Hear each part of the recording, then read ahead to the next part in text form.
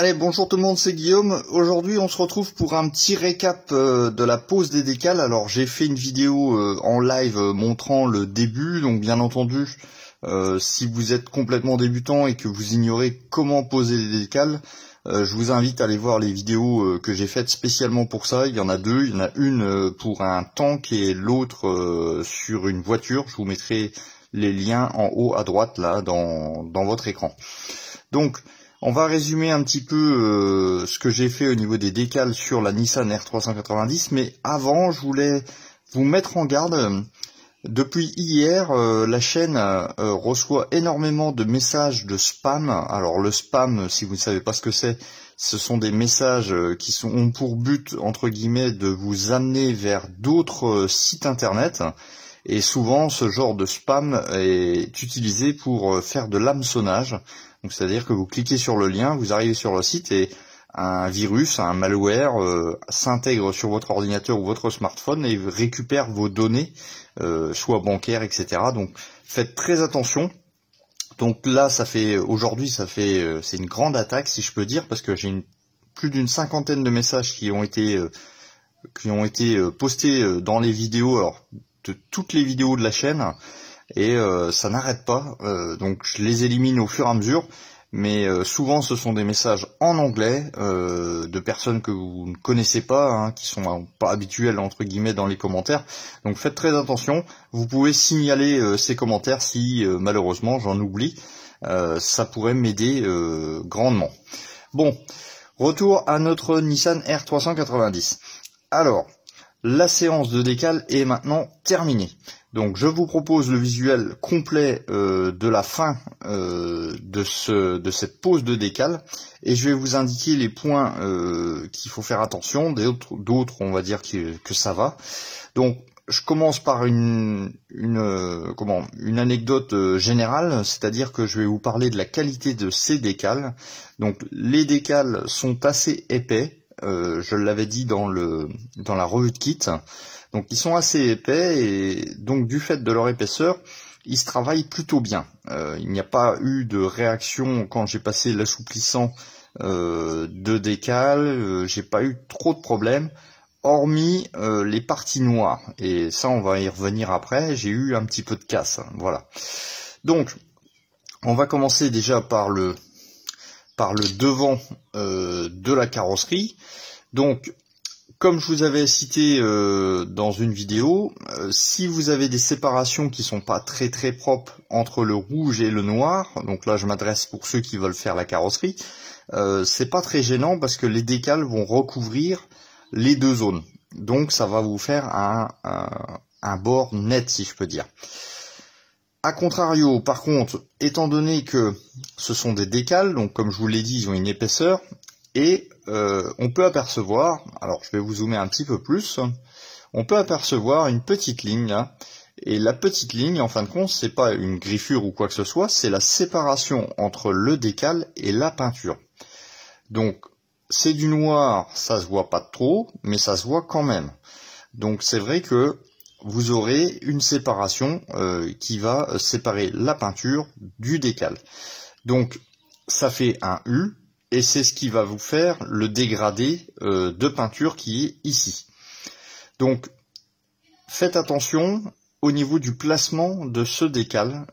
Il faut bien que ça arrive là jusqu'au montant de fenêtre. Les décals qui sont sur fond blanc. Alors, c'est une particularité qui est assez prononcée sur ce kit, c'est que sur ce kit, vous aurez beaucoup de décals avec on va dire une double épaisseur. C'est-à-dire qu'en premier temps, il faudra poser le rectangle blanc, et donc il faudra bien l'appliquer, et une fois sec, vous poserez le deuxième décal qui correspond là par exemple au numéro 23. Donc il y a beaucoup de décals de ce style-là, donc vous pouvez voir, alors je me concentre déjà sur la partie haute, donc ici les sponsors, c'est pareil. Toute la partie sponsor, c'est un décal qui est de base, et ensuite on vient rajouter les deux autres par-dessus, pour limiter entre guillemets l'effet de transparence du décal. Là au moins on a un beau visuel. Donc faites attention, moi j'ai choisi la livrée la voiture numéro 23, donc c'est l'équipe Caleçonic Xanavi, et donc les décals changent. Vous aurez également le nom des pilotes qui se situe de chaque côté de la voiture, et là encore les pilotes bien sûr vont correspondre par rapport au numéro de la voiture que vous avez choisi. Là encore, les noms des pilotes sont le premier décal et les drapeaux c'est le deuxième décal qui vient au-dessus. Voilà. Donc concernant l'avant, utilisez bien de l'assouplissant, surtout sur les plis, voilà, sur les 4 angles, c'est très important parce que la forme de la carrosserie est quand même assez courbée. Alors sur le devant, là encore, on n'a pas trop de difficultés au niveau de ce décal. Ça c'est un décal complet, mais il va falloir là encore bien intégrer le décal dans les lignes de séparation entre le pare-choc et la carrosserie. Et puis une petite anecdote sur le numéro 23, il y a le petit liseré ici, normalement le décal est avec une ligne blanche et là c'est jaune, c'est-à-dire que c'est un deuxième décal qui vient par au-dessus. Voilà, donc même chose de l'autre côté. Au niveau du devant, c'est vraiment le petit logo ici Nissan qui est assez dur à prendre au niveau de la forme, et puis donc les quatre angles. Donc on a les petits décalés ici, voilà. Alors sur le côté, on a le gros Caleçonic Xanavi qui apparaît également de l'autre côté. Voilà, donc là rien de particulier, c'est assez plat. On peut quand même plaquer avec de l'assouplissant parce qu'il y a une toute petite courbe, mais bon ça se travaille quand même plutôt bien. Et on arrive au point, on va dire le plus compliqué. Le point le plus compliqué de cette carrosserie. Donc le point le plus compliqué, vous allez comprendre tout de suite qu'est-ce que c'est. Tac. C'est que cette partie ici, où c'est qu'il y a le numéro 23, c'est un décal qu'il va falloir couper. Parce que le capot moteur se sépare naturellement pour regarder le moteur. Donc il va falloir déjà, là encore, bien analyser le sens, si je peux dire, de fixation des décals. Tout comme le numéro 23 sur le devant, sur le côté c'est identique, c'est-à-dire que vous avez la zone blanche qui est ici, qui est le premier décal à poser. Ensuite on a le numéro 23 et ensuite on a le numéro, les 24 heures du Mans avec le dernier qui est ici. Donc là au final vous avez 1, 2, 3, 4 décals pour faire ça.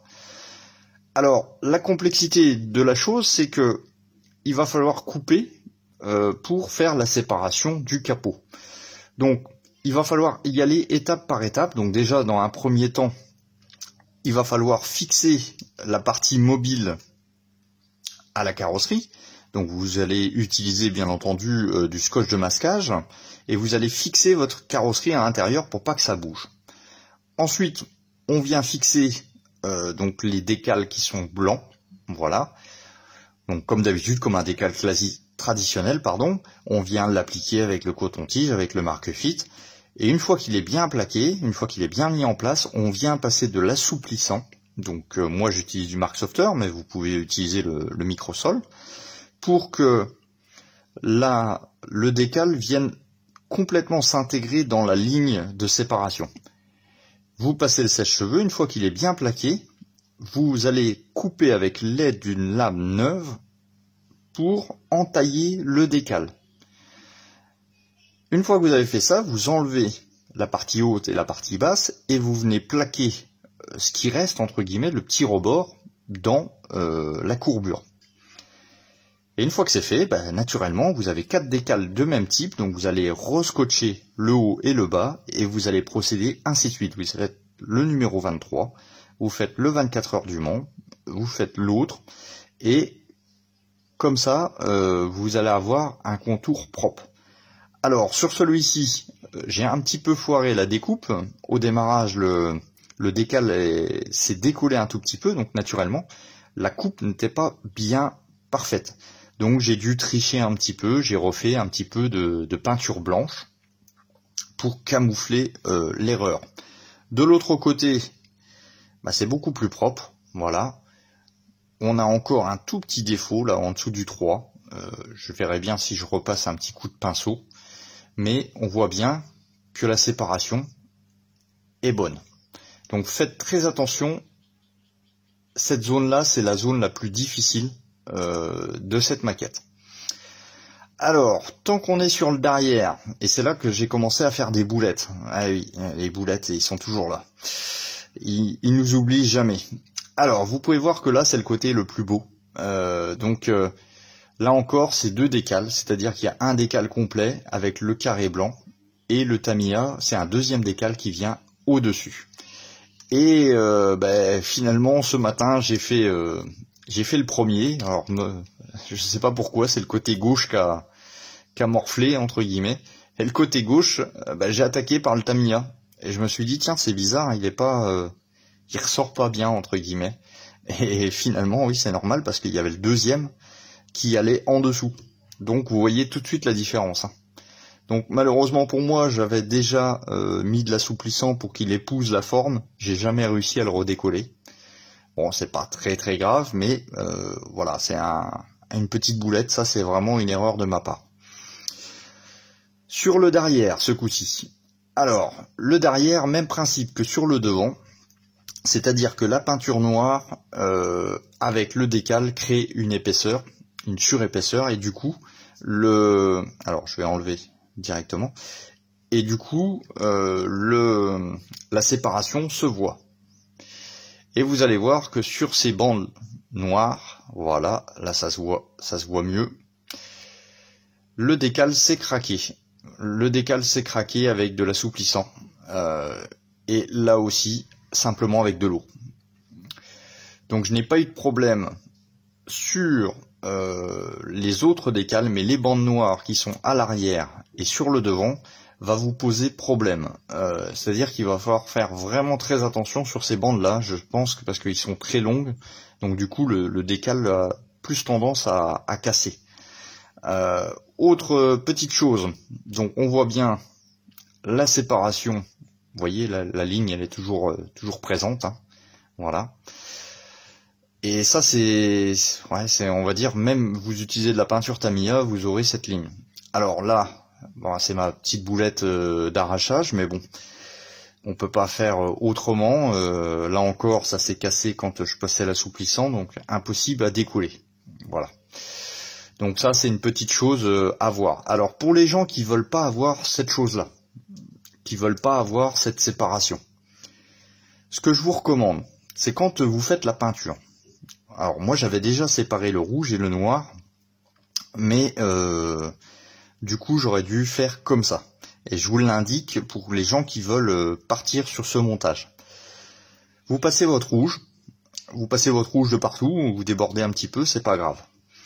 Et une fois que vous aurez peint la zone rouge, vous allez découper au plus près les bandes noires. Vous allez les mettre en place provisoirement et vous allez faire une marque. Vous allez faire une marque de chaque côté, aux extrémités. Et grâce à ces marques, vous allez pouvoir faire le contour. Et à ce moment-là, vous ferez toute la zone noire d'un seul tenant. C'est-à-dire que vous n'utiliserez pas les décals. Tout comme sur le devant, voilà. Vous pouvez faire le même principe. Vous gardez simplement, vous coupez ici le décal et vous gardez simplement le dégradé. Parce que le dégradé, ça vous pouvez pas le faire. Vous pouvez pas le faire avec de la peinture. Donc, juste les deux bandes qui se voient sur le devant et sur le derrière, vous pouvez le faire en peinture. Mais comme c'est une forme assez spéciale, il vous faudra, pour avoir la forme la même de chaque côté, il vous faudra utiliser les décals qui sont dans le kit pour faire un gabarit qui va permettre la séparation des peintures. Voilà, ça c'est une erreur de ma part.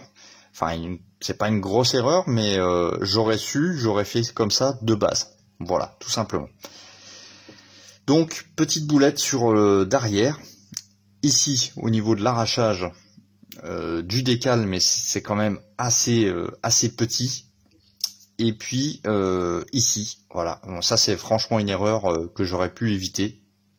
J'ai fait ça ce matin, j'étais pas frais, voilà. Tant pis. Autre chose, donc on a deux décals d'arrière, donc là rien de particulier, c'est plat, tout va bien, voilà. Et on passe justement à la partie que je vous ai dit derrière. Alors on s'est focalisé sur le Tamiya et sur l'inscription ici idem dessous, mais là encore vous avez un dégradé. Vous voyez, c'est du rouge et ça va jusqu'au noir avec un petit dégradé. Le décal qui est fourni dans la boîte, c'est-à-dire que vous avez un décal qui part du bas jusqu'en haut. Et moi, en fin de compte, j'ai fait l'expérience sur le premier côté, qui est ici. Et sur le premier côté, j'avais donc le décal rouge, donc qui descendait jusque là, donc ça suivait entre guillemets la forme de la courbure, donc pas de souci. Par contre, le deuxième arrivait complètement dans le vide. Enfin, pas dans le vide, mais il arrivait ici. Et la peinture préconisée pour ce kit, c'est du MS3. C'est une référence de peinture de chez Tamiya qui n'existe plus. Donc moi, j'ai utilisé du LP7. Et il y avait une très légère différence entre le rouge du décal et le rouge de ma peinture. Donc du coup, j'avais une séparation ici, qui était franchement très moche. Là encore, j'avais passé l'assouplissant sur cette zone, et du coup, ça faisait franchement pas propre. Donc j'ai réussi à décoller le décal par morceaux. Il y a des morceaux qui sont restés, donc du coup, ça m'a pas permis, mais ça m'a obligé de refaire la peinture en bas. Donc j'ai dû poncer pour enlever les résidus de décal et refaire la peinture rouge ici. Un gros travail et un gros stress aussi. Donc du coup, pour le deuxième, j'ai pris les devants, j'ai coupé au niveau de la ligne ici. Donc j'ai coupé le décal en deux et comme ça j'ai gardé juste le dégradé, la partie basse, je m'en suis pas occupé. Et c'est ça qu'il faut faire. C'est-à-dire que vous coupez la partie du milieu et vous gardez simplement le dégradé. Voilà, tout simplement. Ça vous facilite la vie et comme ça vous n'aurez pas un décal qui pend là de chaque côté qui est très moche, sachant que le MS3 vous pourrez pas le trouver. Voilà. Donc au niveau de cette carrosserie, au niveau de la pose des décals. Alors autre petite chose, sur la carrosserie vous avez des petites flèches ici qui correspondent au point d'accroche des capots qui peuvent s'ouvrir dans la vraie voiture. Et il y en a partout.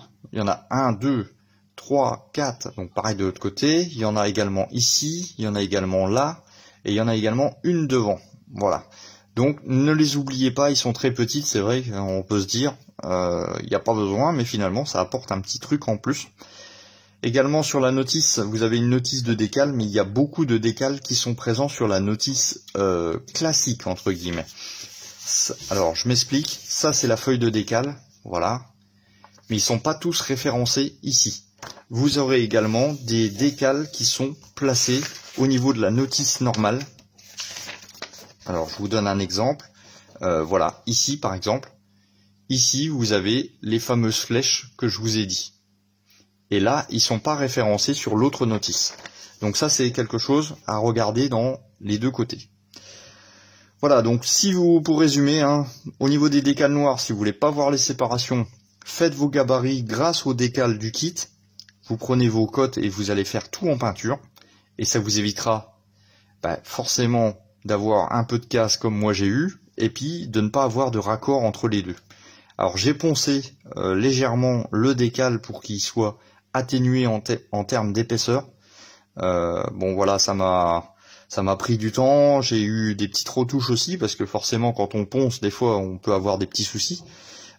Mais au final, j'ai réussi à adoucir, entre guillemets, le décal. Alors vous voyez, là c'est la vue normale, sans zoom. Bon, sur du noir, ça va, ça passe, quoi. C'est pas, bon, c'est sûr, moi ça me chagrine. J'aimerais bien, j'ai voulu refaire du noir complet, mais je me suis calmé, parce que j'ai dit, si je refais le noir là, il va être plus noir ici que là. Ça va être un gros bordel, encore une source de problème. Donc j'ai laissé tel quel. Voilà. Donc sachant qu'il va y avoir la couche de vernis au-dessus. Le petit, le gros aileron, voilà, a reçu également 4 décals. Donc un décal sur le dessus, un décal sur le dessous, et puis sur les côtés. Voilà. Nissan et Bridgestone en dessous. Donc les décals sont posés, j'ai eu quand même quelques petites quelques petits pépins au niveau du rouge. Là, j'ai un petit filament de peinture qui est venu se coller, donc j'ai dû poncer, j'ai dû refaire la peinture. Bref, une fin de décale assez difficile pour moi. Voilà, j'en avais un peu marre. Là, ça y est, la pression est retombée, ça va un peu mieux. On se dit que c'est pas très grave, mais c'est vrai quand on cumule, bah ça fait beaucoup de stress, hein, cette séance de décale. Donc, en tout cas, elle est terminée. Maintenant, je vais attendre demain pour pouvoir la nettoyer parce qu'il y a encore des traces de microsol, enfin de marque softer pour moi. Donc, il faut la nettoyer à l'eau savonneuse et ensuite, je vais repasser 2 couches de vernis dessus avant le dépolissage. Donc, voilà à peu près ce que ça va donner au niveau de la carrosserie. Donc, j'espère que le rendu vous plaira. Moi, ça me plaît beaucoup, mais c'est vrai que je suis assez focalisé sur mes défauts. Mais d'apparence, bon, voilà, ça le fait quoi, ça le fait. Quoi d'autre? Donc, au niveau des vidéos de la Nissan, donc il me reste plus rien à faire en termes de peinture, hormis les parties transparentes. Voilà. Donc ça, je vais les faire de mon côté. Et puis, ça sera l'assemblage final entre cette carrosserie, donc qui est maintenant complète, et la partie châssis qui est ici. Donc il ne restera plus que ça à faire, donc c'est-à-dire que peinture des parties transparentes, installation, et puis assemblage des 2 parties. Voilà, donc faites bien attention dans les commentaires, ne cliquez pas partout, signalez-le comme spam si vous avez un doute. On se dit à la prochaine pour, je pense, le final de cette Nissan. Il me reste encore à poncer les petites lignes sur les pneus. Bref, c'est du petit boulot, voilà. Et je pense la prochaine vidéo, ça sera le final complet de cette voiture. Voilà, je vous remercie d'être passé par là. On se dit à la prochaine. Ciao, bye bye. Les pouces, merci.